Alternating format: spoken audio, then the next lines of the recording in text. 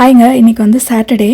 காலையில் குளிச்சுட்டு சாமி கும்பிட்டேன். அதுக்கப்புறம் நிறைய வேலை இருக்குது. ஆக்சுவலி இன்னைக்கு மத்தியானம் ஃப்ரெண்டு வீட்டுக்கு போகணும். அதுக்கு முன்னாடி இந்த கார்டனிங் வேலை கொஞ்சம் நிறைய இருக்குது. அதை வந்து முடிச்சிடலாம் அப்படின்னு சொல்லிட்டு ஃப்ரெண்டு வீட்டில் வந்து ஒரு ஃபங்க்ஷன். நான் வந்துட்டு அந்த காவி வேஷ்டி ஸ்கிட்டுக்காக வாங்கிட்டு வந்திருந்தேன்ல, அது வந்து அந்த ஃபங்க்ஷனுக்கு தேவை போல இருக்கு. ஸோ அந்த ஃபங்க்ஷனையும் நாங்கள் பார்த்த மாதிரி இருக்கோம். அப்படின்னா அது என்ன ஃபங்க்ஷன்னா, நம்ம ஊரில் திருவிழா நடக்கிற மாதிரி கேரளாலையும் திருவிழா நடக்கும். அந்த டயத்தில் வந்து யானை வந்து ஒவ்வொரு வீடாக வந்து நெல் எடுத்துட்டு ஆசீர்வாதம் பண்ணிட்டு போகும் போல இருக்கு. அந்த ஃபங்க்ஷனை இங்க வந்து அவங்க எப்படி செலிப்ரேட் பண்றாங்க அப்படிங்கறத இந்த வீடியோல நான் காமிக்கலாம் அப்படின்னு சொல்லிட்டு தான் எடுத்தேன். ஃபர்ஸ்ட் வந்து நம்ம கார்டனிங் வேலையை முடிச்சிடலாம். இந்த வெந்தயக்கீரை போட்டு ரொம்ப நாள் ஆயிடுச்சு.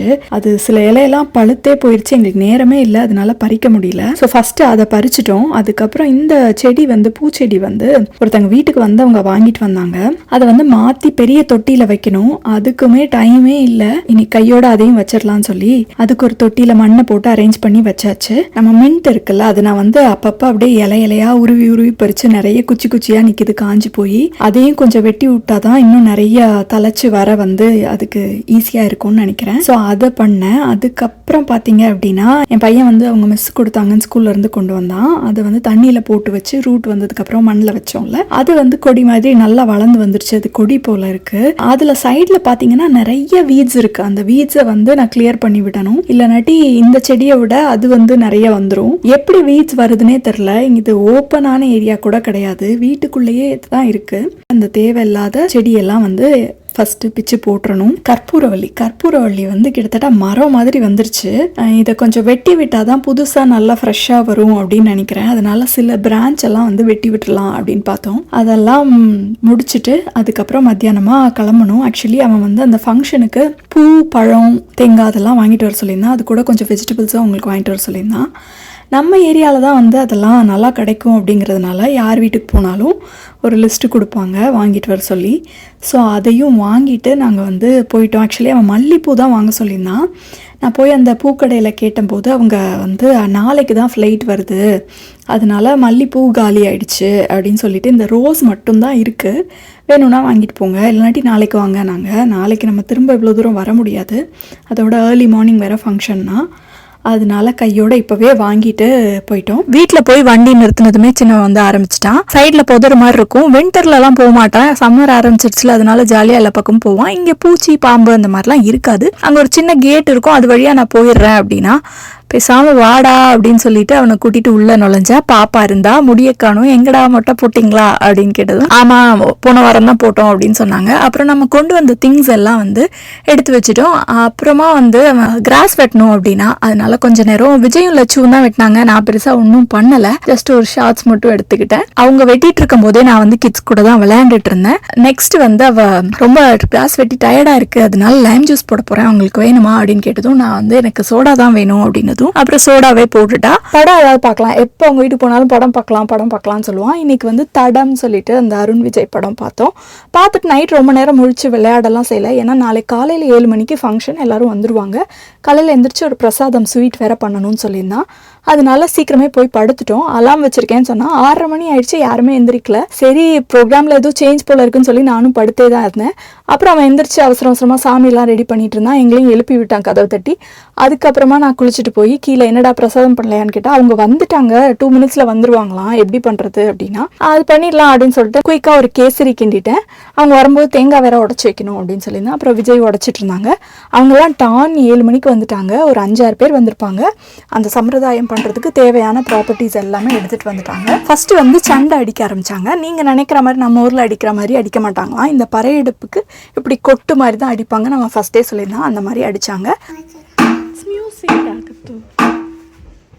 உள்ளே வந்ததும் ஒரு பாயை விரித்து ஒரு பிளாக் போர்டில் கோலம் மாதிரி போட்டிருந்தது, அது வச்சாங்க. அதை பார்த்ததும் எனக்கு பயங்கர கேட்சியாக இருந்துச்சு. நான் வந்து பொங்கல், பிள்ளையார் நோம்பு அதுக்கெலாம் வந்து இந்த மாவில் கோலம் போடுவேன். அது ஒழுங்காகவும் வராது, நல்லாவும் தெரியாது. ஏன்னா நான் வந்து இடியப்ப மாவை தான் கரைச்சி போடுவேன். என்கிட்ட அந்த கோல கூட்டு இல்லை. ஸோ இடியப்ப மாவை தான் கரைச்சி போடுவேன், அது நல்லாவே வராது. அதனால நான் நினச்சிட்டு இருந்தேன் நெக்ஸ்ட் டைம் வந்து கண்டிப்பாக இந்த மாதிரி ஒரு பிளாக் போர்டில் அழகாக கோலம் போட்டு வாங்கிட்டு வந்துடணும். நான் லிஸ்ட்டில் நோட் பண்ணி வச்சுட்டேன். அதுக்கப்புறம் விளக்கு வைக்க சொன்னாங்க.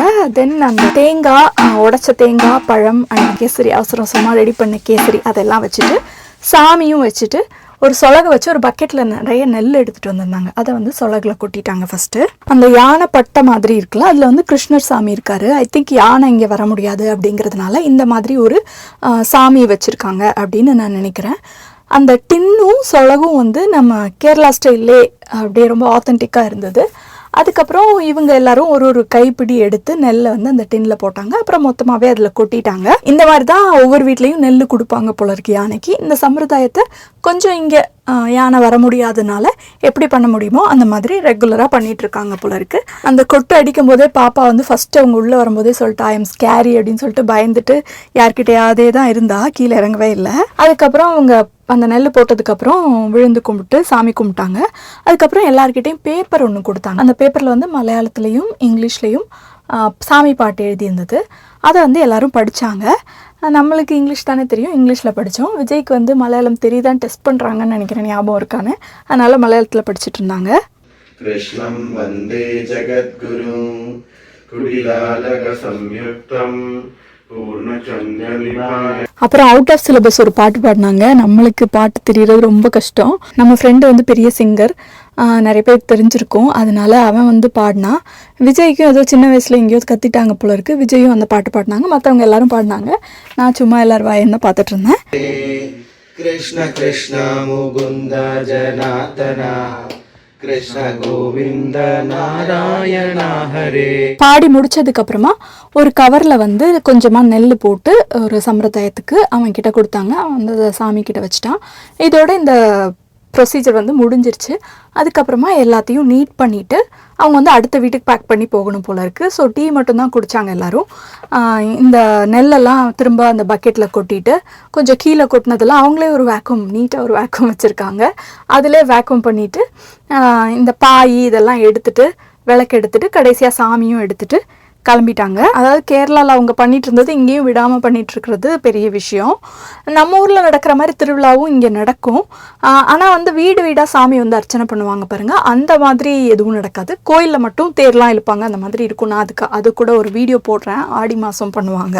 ரொம்ப ஆர்கனைஸ்டாக பக்காவாக ஷார்ப்பாக அந்த 15 மினிட்ஸ்க்குள்ளே பண்ணிவிட்டு அவங்க வந்து கிளம்பிட்டாங்க. இன்னும் ஒரு 2-3 வீடு இன்னைக்கு இருக்குது அப்படின்னு சொன்னாங்க. அதனால இவனுமே சேர்ந்து கிளம்பிட்டான் அவங்க கூட.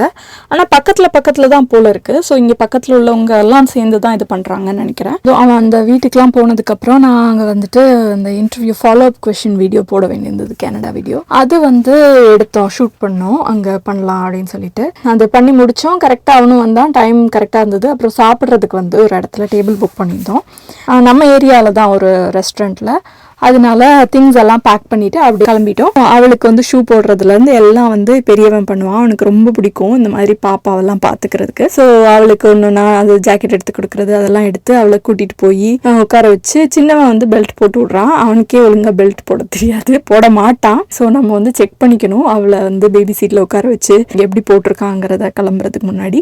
அவனுங்களுக்கும் ரொம்ப ஜாலியாக இருக்கும் அவள் கூட இருக்கிறது, அவள் கூட டைம் ஸ்பெண்ட் பண்ணுறது. அப்படியே அடிக்கடி கேட்பான் பெரியவன் வந்து அவளை வந்து கொண்டு வந்து விட சொல்லுங்க வீட்டில் பாப்பாவை அப்படின்னு சொல்லிட்டே இருப்பான். ஸோ அதனால இப்போ அவ கூட காரில் வரோம் அப்படின்னு சொன்னானுங்க. சரி ஓகே, நம்மளுக்கும் கொஞ்ச நேரம் தொல்லை இல்லாமல் இருக்கும் அப்படின்னு சொல்லிட்டு நாங்கள் அவனுங்களை அவங்க காரில் ஏற்றி விட்டுட்டு நாங்களும் கிளம்பிட்டோம். இந்த ஃபங்க்ஷன் பற்றி நீங்கள் என்ன நினைக்கிறீங்க அப்படின்னு கமெண்ட்டில் சொல்லுங்கள். நம்ம இன்னொரு வீடியோவில் சந்திக்கலாம். Bye by.